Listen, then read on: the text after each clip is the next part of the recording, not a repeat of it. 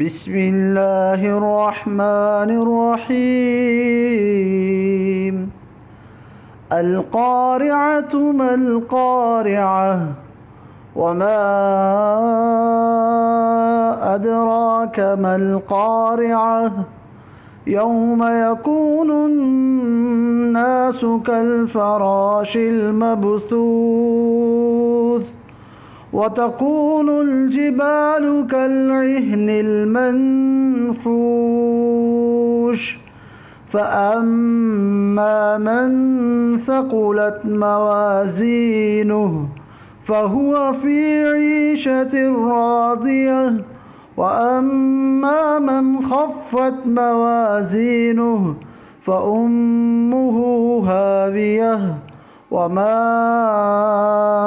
أدراك ما هي